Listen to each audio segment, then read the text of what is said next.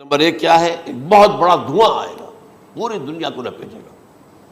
Number دو، دجال کا ظہور اٹھ چکا ہو، ٹرپس کے نام سے معاہدہ ہو چکا ہے، کوئی ملک اپنا بیج پیدا نہیں کر سکتا۔ السلام علیکم ورحمۃ اللہ وبرکاتہ، میں ہوں مزمل عبدالرزاق اور آپ دیکھ رہے ہیں یوٹیوب چینل حافظ محمد داؤد۔ اور آپ لوگوں کا بہت ہی شکریہ کہ آپ نے مجھے بہت ہی سپورٹ کیا اور میرے چینل کو سبسکرائب بھی کر رہے ہیں اور میری ویڈیو کو دیکھ بھی رہے ہیں۔ انشاءاللہ میرا ٹارگٹ ہے کہ ہم ایک مہینے کے اندر اپنا 1000 سبسکرائبر اور 4000 گھنٹے واچ ٹائم کمپلیٹ کریں گے، جس کے لیے آپ کی مجھے بہت ہی اشد ہیلپ کی ضرورت ہے۔ تو پلیز میرے چینل کو سبسکرائب بھی کریں اور بیل آئکن کو کلک کریں تاکہ میں آپ کے لیے اسلامک ویڈیو کا ریئیکشن لاتا رہوں۔ آج کی ویڈیو ہے ڈاکٹر اسرار احمد صاحب کی، اور آپ کو پتہ ہے ڈاکٹر اسرار احمد صاحب نے جتنی بھی پیشین گوئیاں کی ہیں تقریباً 100% سب پیشین گوئیاں الحمدللہ ٹھیک ہیں۔ اور آج کی جو ویڈیو ہے ڈاکٹر اسرار احمد صاحب کی کہ قیامت سے پہلے کون کون سی نشانیاں پوری ہو چکی ہیں اور کون کون سی نشانیاں رہتی ہیں۔ آئیں دیکھتے ہیں ڈاکٹر اسرار احمد صاحب کی ویڈیو۔ علامات کبریٰ کا ذکر، بڑی علامت ہے جو کہ بالکل خرق عادت کے انداز میں ہوگی، جن کا معاملہ جو ہے وہ آپ کے ناپ تول میں نہیں آ سکتا، آپ کی کیمسٹری فزکس جو ہے وہ نہیں کر سکتی، ادراک ہوگا یہ قیامت کی۔ ان میں نمبر ایک کیا ہے؟ ایک بہت بڑا دھواں آئے گا، پوری دنیا کو لپیٹے گا۔ نمبر دو، دجال کا ظہور ہوگا، جو اپنی خدائی کا دعویٰ لے کر آئے گا، بنوائے گا، اس کے ہاتھ میں ہو جائیں گے، قبضے میں ہو جائیں گے سارے ذرائع پیداوار کے۔ اس کی طرف پہلا قدم اٹھ چکا ہو، ٹرپس کے نام سے معاہدہ ہو چکا ہے، کوئی ملک اپنا بیج پیدا نہیں کر سکتا ہو۔ یہ بیج ہم نے ڈیولپ کیے ہیں، ان کے ڈیولپمنٹ سے پہلے تم ایک ایکڑ سے کتنے گردو لیتے تھے، آج کتنی لے رہے ہیں؟ کس بنا پر؟ جینیٹکس کا جو کام ہم نے کیا ہے اس کی بنا پر ہونا، ہاں تو ہمارا حق ہے، اس کی رائلٹی ہمارے پاس آنی چاہیے۔ لہذا صرف ان اداروں سے، ملٹی نیشنل سے خریدا جائے گا بیج، اور بیج بھی وہ تو دیں گے وہ کہ جس سے جو فصل اگے گی وہ بیج نہیں لا سکتے، وہ بیج کا کام نہیں کر سکتے۔ جیسے آپ کو معلوم ہے کہ آپ کے یہاں جو گوشت کھایا جاتا ہے مرغے کا، تو مرغا گوشت جو ہے اس میں مرغا ہو یا مرغی ہو، اس کے اندر کوئی وہ کیفیت ہی نہیں ہے، ان کے انڈے جو ہے ان سے آپ بچے حاصل نہیں کر سکتے۔ ہے تو انڈا، دیکھنے میں تو انڈا ہے، لیکن وہ بندہ جو ہے اس سے بچہ تو نہیں حاصل کر سکتے۔ ایسے ہی وہ گندم کا بیج لیں گے، نظر آئے گی گندم، لیکن اس کے اندر وہ صلاحیت نہیں ہے کہ اس سے جو فصل ہوئے گی اس کا نتیجہ جو ہے وہ بھی آپ لے سکیں گے۔ ہونا ہے اللہ جانے، قدم اٹھ رہے ادھر۔ پھر یہ ہے کہ دابۃ الارض، زمین سے ایک حیوان نمودار ہوگا، زمین شق ہوگی۔ چیزیں وہ نہیں ہیں جو ہماری کسی حساب کتاب میں جو باتیں پہلے آئی ہیں، حساب کتاب میں آ رہی ہیں، ساری سمجھ میں آ رہی ہیں، ساری چیزیں مشاہدہ ان کا ہو رہا ہے۔ لیکن یہ ہے کہ دابۃ الارض، یہ کہتے ہیں کہ کوئی صفحہ اس میں تو نہیں ہے حدیث میں، کوئی صفحہ پھٹے گا اور اس میں سے ایک حیوان دابہ وہ ظاہر ہوگا، تو اسی لیے فرمایا ہے وَإِذَا وَقَعَ الْقَوْلُ عَلَيْهِمْ أَخْرَجْنَا لَهُمْ دَابَّةً مِّنَ الْأَرْضِ تُكَلِّمُهُمْ، تو ہم اندر سے پیٹ کو چیر کر زمین کے پیٹ کو ایک حیوان کو برآمد کریں گے جو انسانوں سے بات کرے گا، گفتگو کرے گا۔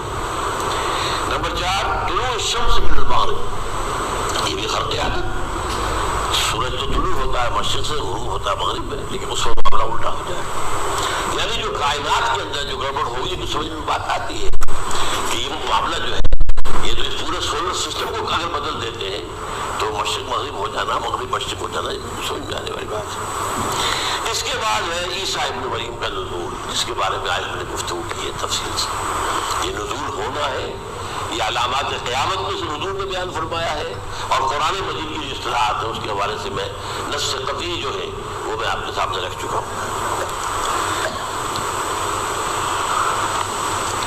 پھر یاجوج ماجوج کا ایک معاملہ ہے، یہ میں ابھی اس وقت زیادہ اس پر بات نہیں کر سکتا۔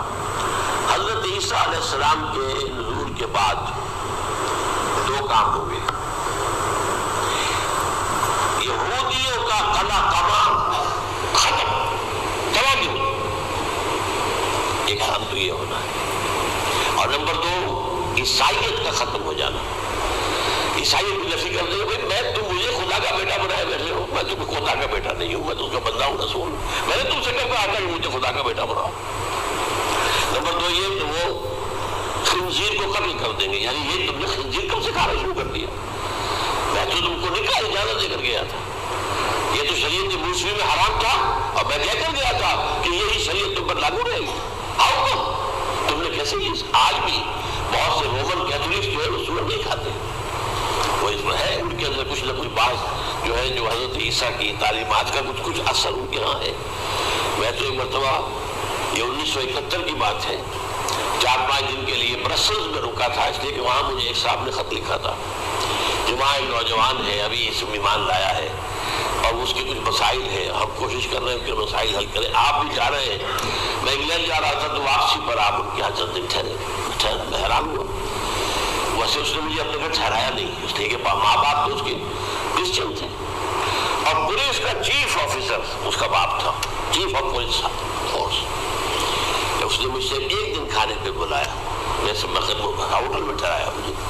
اس نے کہا آپ اطمینان سے یہاں کھانا کھائیں, اس گھر میں نہ آج تک کوئی شراب کی بوند آئی ہے اور نہ ہی کوئی بوٹی آئی ہے سور کی. Roman Catholics. اب اکلوتا بیٹا تھا عبدالعزیز, نے بعد میں بیان رکھا, وان کینٹر اس کا نام تھا جو کہ اوریجنل تھا, پھر اس نے نام رکھا عبدالعزیز وان کینٹر, پرانا نام بھی رکھا. حالانکہ نہایت خوبصورت, 28 سال کی عمر تھی, اور اس میں میں نے دیکھا تھا کہ اس کی فقہی معلومات جو ہے میری معلومات سے 10 گنا زیادہ. اس کی وجہ کیا ہے؟ وہ گیا تھا موراکو میں ایز اے ٹیچر ملازمت کرنے, پیسہ کمانے. وہاں وہ مسلمانوں سے اس کا ہوا ربط ہوا, اسلام کی تعلیمات سامنے آئی, اسلام لے آیا. اب اکلوتا بیٹا ہے, اور ماں باپ جو ہے کرسچن کیتھولکس. جب وہاں سے واپس آیا تو پھر کہتے ہیں کہ ہمارے درمیان ایک معاہدہ ہے, we are living together, لیکن یہ معاہدہ ہے ہم مذہب پہ بات نہیں کریں گے, بس باقی جو بھی ہے وہ ساتھ رہ رہے ہیں. لیکن میں حیران ہوا, مجھے معلوم نہیں تھا. اچھا اس کے بعد اس نے جب اسلام کا فیصلہ کیا تو اس کے سامنے سوال آیا کون سی فقہ اختیار کروں. تو اس نے بڑی جو ہے تھورو اسٹڈی کی ہے, تمام فقہوں کی کمپیریٹو اسٹڈی, ان کو کرنے کے بعد پھر فیصلہ اس کا یہ تھا کہ حنبلی فقہ میں اختیار کروں. چاروں فقہوں میں سب سے لیٹسٹ حنبلی ہے, یعنی حنفی نمبر 1, پھر مالکی نمبر 2, پھر اس کے بعد شافعی نمبر 3, پھر یہ امام احمد ابن حنبل ہے. اور امام احمد ابن حنبل کے زمانے تک احادیث بہت بڑے پیمانے پر جمع ہو چکے تھے, جبکہ ابھی حضرت امام ابو حنیفہ کے زمانے میں کوئی اتنا زیادہ جو ہے حدیث قابل ذخیرہ نہیں بنا تھا. اسی پر لوگ حیران ہوتے ہیں کہ زیادہ احادیث امام ابو حنیفہ کے علم میں نہیں, لیکن بجال ہے کہ ان کا کوئی فتویٰ جو ہے کتاب و حدیث کے, کتاب و سنت کے خلاف ہو. اگرچہ انہوں نے صاحب کہا کہ اگر تم پاؤ کوئی ایسی سچی حدیث, پختہ حدیث جو میری کسی رائے کے خلاف ہو, تو میری رائے کو دیوار پر دے مانگنا اور اس صحیح حدیث کا کی پیروی کرنا.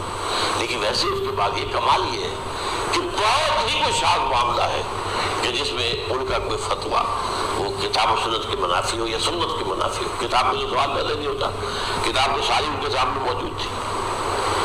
اس کے بعد یہ ہے کہ یاجوج ماجوج, جیسے میں بتا رہا تھا آپ کو, کہ جب عیسائیت بھی ختم ہو گئی, یہود ویسے ختم ہو گئے, استحصال ہو گیا, جڑ کٹ گئی. اب عیسائیت گویا کہ اسلام میں ضرب ہو گئی, عیسائیت بہتری سے مذہب ختم, یہودی خود ختم. اب یہ طاقت کتنی ہو جائے گی؟ تقریباً 2/3 دنیا آ گئی.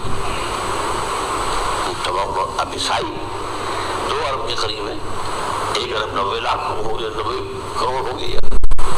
مسلمان بھی 1 کروڑ 50-60 لاکھ ہے, تو جوڑ لیجیے کتنے ہو گئے, 6 ارب کل آبادی. لیکن اس کے بعد آتا ہے یاجوج ماجوج کا خروج. یہ یاجوج ماجوج میرے نزدیک چائنا اور رشیا ہے. ان کی مجموعی طاقت اتنی ہوگی, اور یہ اس طرح ہے کہ ہر اونچائی پر سے اترتے ہوئے, پھسلتے ہوئے, جیسے 1962 میں جب وار ہوئی تھی بٹوین چائنا تو وہ اس وقت شب جو آج بھی اخبارات میں پڑھتا تھا تو یاد, waves after waves of Chinese soldiers were coming down the slopes of Himalayas. یہ تو وہ ہے نا جن کی تعداد کا کوئی حساب نہیں ہے. اور اشیاء اور یہ مل کر جو ہے، میرا اندازہ یہ ہے کہ جب پہلے ملحمۃ العظمیٰ ہوگی وہ عیسائیوں اور مسلمانوں کے درمیان، اس وقت یہ دونوں پاورز نیوٹرل رہے گی، لیکن غالباً یہ بات طے کر لیں گی کہ ویپنز آف وار جو ہے ماس ڈسٹرکشن یہ استعمال مت کرنا.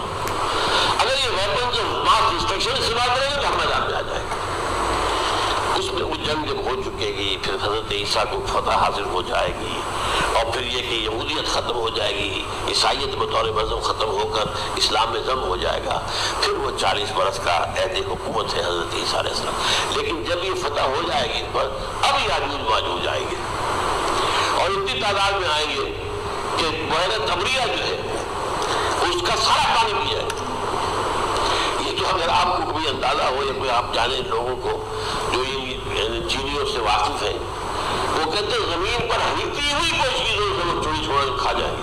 جہاں وہ جاتے ہیں ایز اے لیبرر، وہاں کے جو سارے کتے ہیں ختم، ساری بیوی ہے ختم، ہر شے وہ جو سانپ کھاتے ہیں، ہر چیز کھاتے ہیں. اور یہ تمام ایسٹرن کنٹریز میں بھی ہوتا ہے، بڑی ڈیلیشس ڈشز ہیں یہ سانپ وغیرہ وغیرہ. اور یہ جس طرح کھا یہ چینی میرے خیال میں جو قوم سے نکلے ہوئے ہیں. جو ہے اللہ تعالیٰ اس وقت جو ہے اس میں ایک ایسی بیماری پیدا کرے گا کہ یہ سب مر جائے. یہ موجود سے ہوگا، یعنی ان کے اوپر فتح جو ہے وہ عام لڑائی کے ذریعے سے نہیں ہوگی، بلکہ اس کے اوپر فتح جو ہوگی وہ اللہ تعالیٰ سے پہنچے. ایک بیماری پیدا ہوگی سب مر جائے گی. اور اس کے بعد اللہ تعالیٰ ایسے پرندے بھیجے گا بڑی لمبی لمبی گردنوں والے، وہ ان سب کو کھا جائیں گے. جیسے ہمارے ہگیت ہوتے ہیں وہ ان کو صاف کر دیں گے. ورنہ تو یہ ہے کہ پوری دنیا کے اندر جو بدبو اور جو پیدا ہوتا معاملہ اس سے، تو اس میں نوع انسانی کی بقا ہو گئی تھی. ان کے سامنے کے بعد پھر یہ ہوگا کہ حکومت اسلامی جو ہے پوری دنیا میں حضرت مسیح علیہ السلام کی ہوگی. 45 برس وہ رہیں گے، اسی میں وکالت بھی آ جائے گا. اور فی المال وکالت جو میں نے شروع میں بیان کیا تھا، اسی میں پھر یہ ہے کہ وہ شادی بھی کریں گے، ان کی اولاد بھی ہوگی. اور پھر ان کا انتقال ہوگا تو حضرت حضور صلی اللہ علیہ وسلم کے حجرے میں، وہیں پر جہاں حضور اور ابو بکر اور عمر رضی اللہ تعالیٰ عنہ دفن، وہیں پہ ان کو دفن کیا جائے. اور قیامت کے دن حضور فرماتے ہیں کہ میں اور یہ تینوں ساتھ نکلیں گے. تو یہ ہے واقعات و واقعات. بہرحال اس میں یہ ہے کہ یہ نوٹ کر لیجئے کہ جہاں تک ہمارے ہاں آج کل کا معاملہ ہے، میرے نزدیک میں یہ کہنے پر مجبور ہوں، جو رفع و نزول مسیح کو نہیں مانتا وہ کم سے کم منکر حدیث ضرور ہے. میں اس سے کم کا فتویٰ نہیں دے سکتا. اب یہ ہے کہ جو لوگ مہدی کو نہیں مانتے ان کا معاملہ میں مختلف سمجھتا ہوں. چند منٹ لے رہا ہوں آپ کے، اور اس لیے کہ ان کی حدیثیں صحیح ہیں میں نہیں ہے، بخاری مسلم میں نہیں ہے. اور یہ کہ بہرحال ان کا معاملہ جو ہے وہ ایسا نہیں حضرت عیسیٰ کا. حضرت عیسیٰ کے آنے کا جو کچھ ہوگا وہ تو میں نے آپ کے سامنے بیان کر دیا. لیکن یہ ہے کہ حضرت مہدی ہمارے نزدیک ان میں فرق عادت کوئی ہے ہی نہیں. جیسے ہر صدی کے مجدد ہوتے ہیں، آخری صدی کے مجدد وہ ہوں گے، اور میرے نزدیک یہی آخری صدی ہے اور اسی میں حضرت مہدی کا ظہور ہو جانا. سعودی عرب میں وہ خانہ جنگی ہوگی کسی بادشاہ کے انتقال پر، اور پھر اس وقت یہ ظاہر ہوں گے اس کے وقت ملک کے حالات کو سنبھالنے کے لیے لوگ ان کو زبردستی نکالیں گے، چھپے ہوئے ہوں گے ایک گھر میں. یہ حضرت ام سلمہ رضی اللہ تعالیٰ عنہ کی روایت ہے کہ ایک بادشاہ کے انتقال پر خانہ جنگی ہو جائے گی اور ایک شخص مدینے سے بھاگ کر مکے میں چھپ جائے گا. یہ تو ہے ان کے الفاظ، میں توجیہ کر رہا ہوں. یہ لوگ ان کی طرف دیکھ رہے ہوں گے کہ یہ جو وقت آیا ہے فطرے کا ہماری قوم پر، ہمارے ملک پر، تو ان کی شخصیت ایسی ہے کہ یہ بیچ میں آئیں، صلح صفائی کرائیں، اور وہ جو ہے اس ذمہ داری سے بچ کر بھاگیں گے اور جا کر مدینے مکے میں چھپ جائیں گے. پھر لوگ انہیں تلاش کر کے نکالیں گے اور زبردستی ان کے ہاتھ میں بیعت کریں گے، ورنہ وہ اتنے بڑے منصب کو. اور پھر یہ بھی ہے ایک حدیث میں آتا ہے فی لیلۃ واحدہ، ایک رات میں ان کی مکمل اصلاح کر دیں گے. یعنی اگر کوئی تھوڑا بہت نقص اور عیب میں ہوا بھی، کوئی کمی کوتاہی ہوئی بھی، تو اللہ تعالیٰ ایک رات میں اصلاح کروا دیں گے. لیکن ہمارے نزدیک اس کے خرق عادت ہے ہی نہیں. البتہ جو کہتے ہیں اہل تشیع وہ خرق عادت ہے کہ ان کے 12ویں امام جو ہے وہ بچپن ہی کے اندر اس خوف سے کہ جو بنو عباس بادشاہ ہیں وہ ان کو قتل کر دیں گے، تو وہ ایک غار میں چھپا لیے گئے. اب وہ 1200 برس سے اس غار کے اندر چھپے ہوئے، اور اس کے بعد وہ ظاہر ہوگی وہ امام مہدی ہوگی. اس میں خرق عادت ہے. لیکن میں یہ کہتا ہوں کہ محض خرق عادت کی بنیاد پر ہم اس کی نفی نہیں کریں گے. کیوں؟ کیا ہم یہ نہیں مانتے کہ اصحاب کہف 300 برس تک سوئے رہے؟ یہ کیا عام بات ہے؟ حضرت عزیر علیہ السلام اللہ نے انہیں موت دی، موت، اور 100 برس کے بعد زندہ کر کے اٹھا لیا. تو خرق عادت حضرت عیسیٰ کو ہم اتنا بڑا خرق عادت مانتے کہ اٹھا کر آسمان پر تیسرے آسمان کے اوپر ہے، موجود ہے، اب بھی ہے. شب معراج میں تیسرے آسمان پر حضور کی ملاقات ان سے ہوئی. تو یہ خرق عادت کی بنیاد پر نفی ہم کرتے ہو سکتا ہے، لیکن یہ کہ اس کے لیے ہمارے پاس کوئی دلیل نہیں، کوئی احادیث نہیں، کچھ نہیں، اس لیے ہم اس کو نہیں مانتے. البتہ خود وجود جو ہے حضرت مہدی کا وہ کوئی عجیب بات نہیں ہے. وہ تو جیسے پہلے بھی آئے ہیں ہمارے مجددین، ایسے مجدد ہو گئے اور دین کو تابع کر دیں گے. ایک صحیح اسلامی ریاست جو ہے وہ عرب میں قائم ہو جائے گی دوبارہ.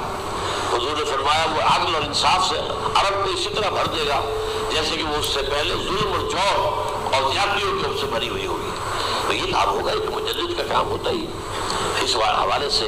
لیکن بہرحال میں نے پھر بھی کہا کہ اگر احادیث کی کمزوری کی وجہ سے کہ صحیح ہے کہ نہیں ہے، اگر کچھ لوگ انکار کرے تو مجھے کوئی اعتراض نہیں ہے، ٹھیک ہے.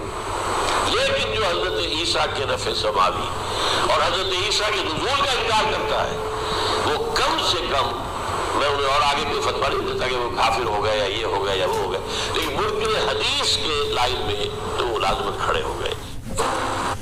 یہ تھے ڈاکٹر اسرار احمد صاحب، اور آپ کو مجھے امید ہے کہ آپ کو یہ ویڈیو بہت ہی پسند آئی ہوگی. اگر آپ کو یہ ویڈیو پسند آئی ہے تو لائک لازمی کریں اور آگے دوستوں کے ساتھ شیئر بھی کریں. انشاءاللہ ایک کل نئی ویڈیو میں حاضر ہوتے ہیں، تب تک کے لیے مجھے دیجیے گا اجازت. اللہ حافظ.